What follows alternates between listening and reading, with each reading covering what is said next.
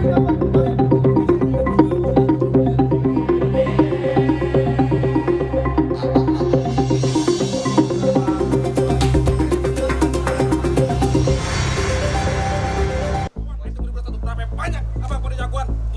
calon gubernur Jakarta Ridwan Kamil dan Pramono Anung mulai mempromosikan diri menjelang Pilgub Jakarta pada November mendatang.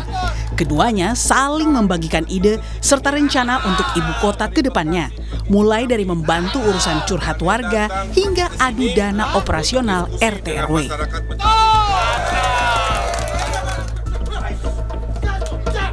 Ridwan Kamil menjanjikan anggaran operasional sebesar 100 hingga 200 juta untuk setiap RW di Jakarta agar setiap RW bisa mendanai sendiri pemukimannya.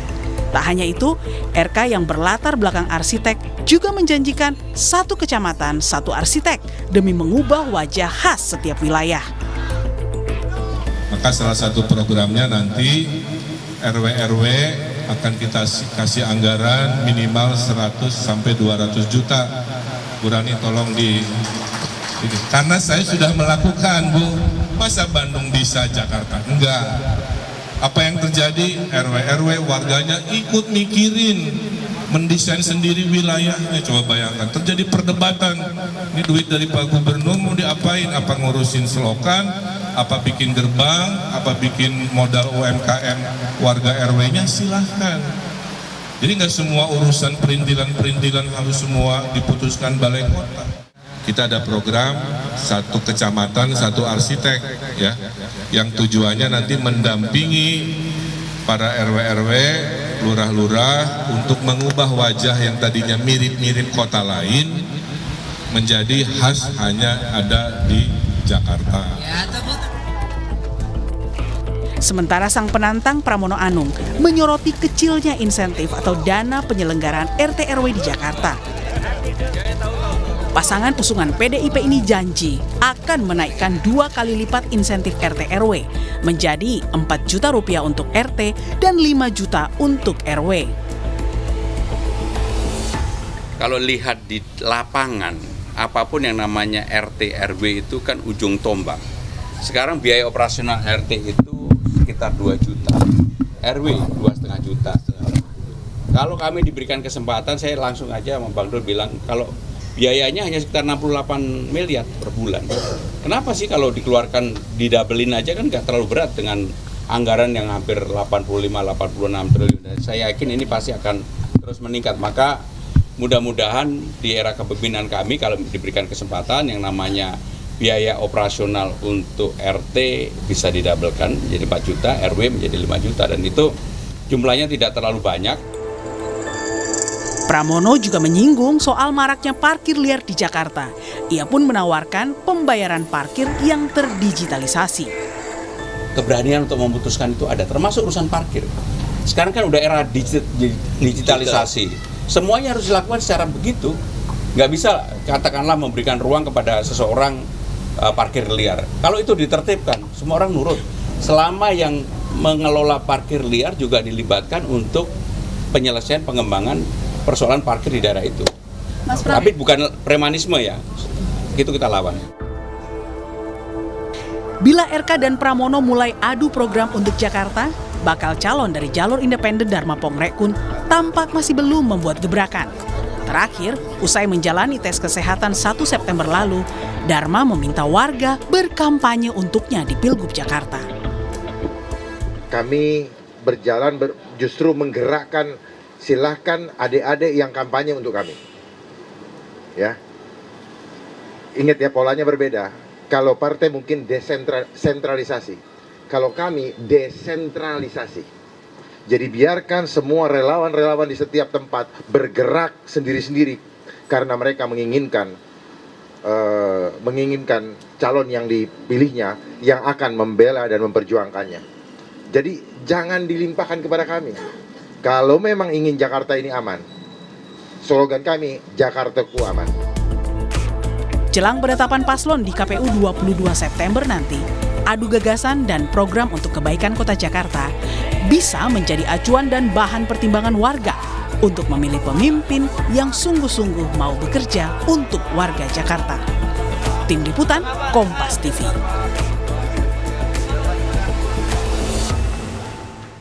Menjelang penetapan paslon Cagup-Cawagup Jakarta 22 September nanti, adu program dan gagasan kedua paslon RK dan Pramono mulai digencarkan. Tak hanya programnya, adu sosok terkenal sebagai tim ses juga jadi sorotan.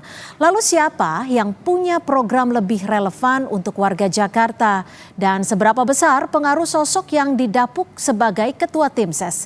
Kita bahas bersama juru bicara tim ses kampanye Pramono Rano, sudah ada Mas Ciko Hakim, dan juga Ketua DPD Partai Golkar Jakarta, Bang Ahmad Zaki. Terima kasih Bang Zaki, Mas Ciko sudah bergabung bersama kami di Kompas Petang. Selamat sore, Assalamualaikum semuanya. Waalaikumsalam, selamat sore. Bang Zaki, ini koalisi Kim Plus akhirnya menunjuk Bendahara Umum Nasdem Bang Saroni sebagai Ketua Tim Ses RK Suswono. Apa penunjukan Saroni ini sudah disetujui oleh semua parpol di koalisi Anda? Sudah didiskusikan dan pada saat ini kita sedang melengkapi seluruh struktur nanti yang ada di tim kampanye Ridwan Kamil dan Pak Suswono.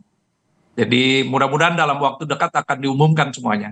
Jadi sampai saat ini, sampai sore ini timnya belum lengkap ya artinya ya? Masih didiskusikan? Ada beberapa yang kita masih tunggu dari mitra-mitra koalisi di Kim. Ya, termasuk juga dari beberapa yang di PKS juga. Karena kan PKS juga di sini sebagai wakil juga Pak Suswono mewakili PKS. Dan tentunya kita juga melibatkan elemen-elemen masyarakat yang lain. Akademisi, tokoh pemuda, ya, yang berafiliasi juga dengan mitra partai politik kita, termasuk alim ulama. Bang Zaki, ini kan Bang Saroni tadi sempat bilang bahwa dirinya ditelepon Pak Dasko tadi malam. Ini dadakan artinya?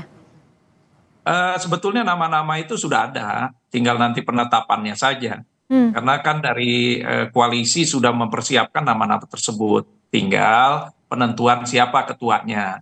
Kami yang lain berarti nanti masuk ke dalam jajaran wakil ketua itu. Jadi sebetulnya nama-namanya sudah ada, sudah di-store juga oleh mitra-mitra partai koalisi. Tinggal dipublikasikan ya? Ya. Mas Ciko, ini kalau dari tim ses Pramono Rano ini bisa dibilang banjir nama populer nih ya. Cak Lontong, Cornelia Agatha, Once, Roni Sianturi, Andre Hehanusa, Cica Kuswoyo, Tinatun, dan masih banyak lagi. Ini memang mau pakai cara strategi nama-nama populer untuk memenangkan hati warga Jakarta? Enggak begitu juga kalau kita runut ya, kalau betul-betul dipelajari siapa sosok-sosok yang disebut tadi.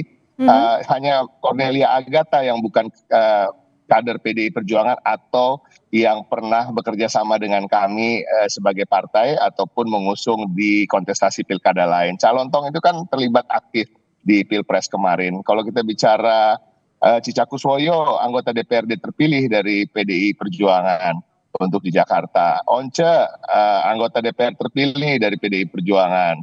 Andre Hehanusa sudah saya rasa 15 tahunan menjadi kader PDI Perjuangan.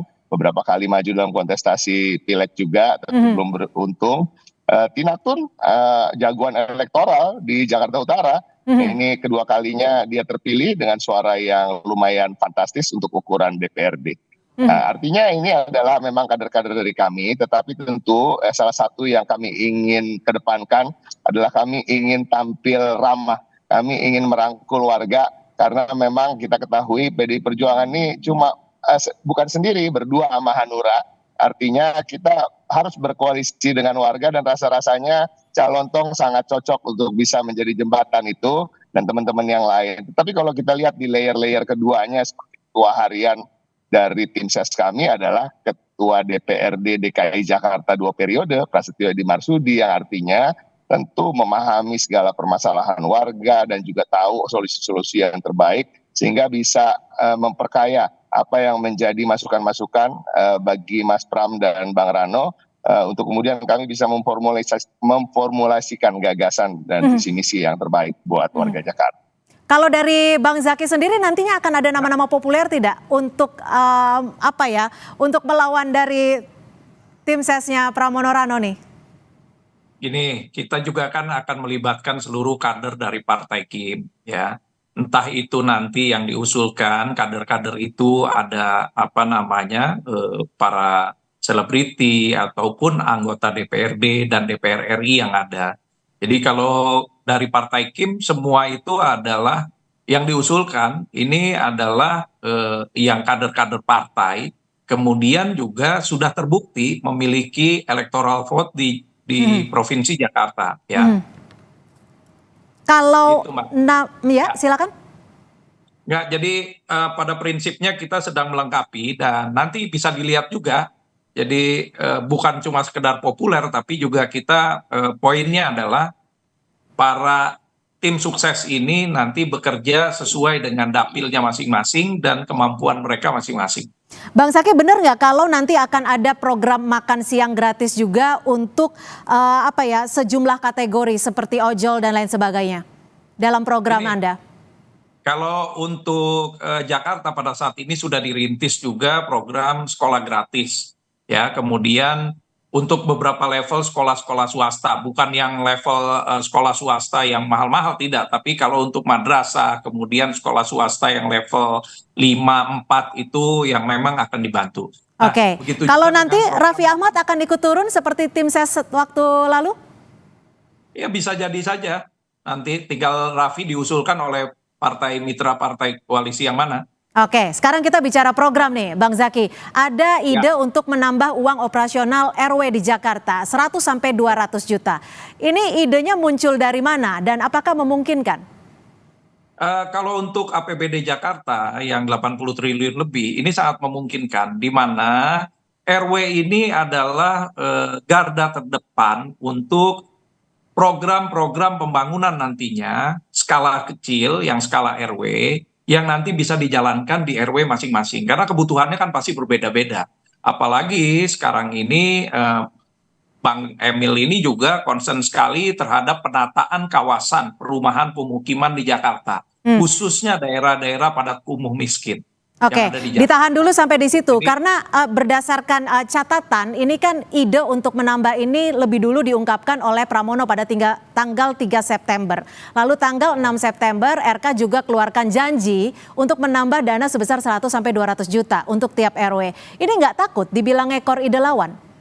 Nah, bedanya kita kan lebih kepada penataan konsepnya. Kalau tadi Pak Mas Pram kan bicara melipat gandakan uang untuk RT RW-nya, ya, insentifnya. Kalau kita justru lebih kepada program pembangunan penataan kawasan di RW-RW tersebut, itu Mbak. Oke, Mas Iko, kalau ide-ide dari Mas Pramono dan juga Bang Rano gimana nih? Saya ingin mengkoreksi dulu ya, dari tadi disebutkan insentif yang sebenarnya salah. Karena yang kita tawarkan adalah dana operasional dan ini berbeda dengan insentif. Dana operasional ini artinya hal-hal yang terkait misalnya permintaan warga untuk fotokopi, warga untuk mengurus segala macam surat menyurat, kadang-kadang juga perlu biaya-biaya administrasi terkait materai dan lain-lain. Ini yang akan kita 2 kali lipatkan sehingga ini akan memudahkan warga memang nanti turunnya ke pengurus RT dan pengurus RW. Tapi terkait dengan dana tadi yang disampaikan 100 atau 200 juta, sebenarnya nggak ada masalah bagi kami. Bahkan kalau bisa 1 miliar, kalau uangnya ada. Kan permasalahannya itu. Kita bicara 80 sekian triliun, tetapi kan kita juga harus bicara terkait dengan prioritas-prioritas. Bagi kami, jujur, dan saya yakin juga di pihak yang lain, sampai hari ini belum betul-betul terangkum dan final semua yang menjadi visi misi maupun gagasan kami. Hari-hari ini kami lebih banyak menggali permasalahan-permasalahan dan berbicara dengan masyarakat dan juga tokoh-tokoh juga dengan anggota-anggota DPRD dari DKI Jakarta. Tetapi pada prinsipnya gini, Mas Pram dan Bang Rano tentunya ingin mengedepankan terkait dengan kesejahteraan masyarakat. Kesejahteraan ini suatu hal yang sangat luas sifatnya. Kita nggak bisa bicara satu persatu, hanya sekolah, hanya kesehatan. Tetapi kita bicara juga apabila transportasi itu bisa dengan harga yang semurah mungkin atau bahkan gratis. Dan ini harus kita sinergikan dengan program-program pemerintah pusat tentunya. Karena nggak bisa Jakarta maupun daerah-daerah lain kadang-kadang sering calon-calon kepala daerah itu terjebak ketika berkampanye menyampaikan program-program yang sebenarnya agak-agak rancu, apakah itu program pusat, apakah itu program daerah, apakah bisa separuh-separuh, ya kan? Dan ini yang harus betul-betul kita diferensiasikan, dan dalam waktu dekat lah insya Allah kita akan bisa Baik. menyelesaikan ini. Tapi intinya gini, permasalahan yang kita ketahui, Jakarta sebagai kota metropolitan yang sangat besar ini, kalau kita mungkin masyarakat nggak tahu, ada 500.000 orang miskin yang hidup di bawah garis kemiskinan. Artinya ini juga harus menjadi perhatian dari calon-calon, dan harapan kami tentu setiap paslon, tidak hanya paslon kami, mengeluarkan dan menelurkan program-program yang luar biasa untuk keluarga, dan saya rasa ini akan menjadi pertarungan yang menarik karena Kang Emil, Mas Pram, dan Bang Rano maupun Pengrekun Dharma sekalipun adalah tokoh-tokoh yang saya rasa patut kita acungkan jempol terkait rekam jejak dan pengalamannya, dan mudah-mudahan pertarungan gagasan yang lebih dikedepankan. Baik, terima kasih Mas Ciko Hakim, dan juga terima kasih Bang Ahmad Zaki sudah bergabung memberikan perspektif di Kompas Petang. Selamat sore.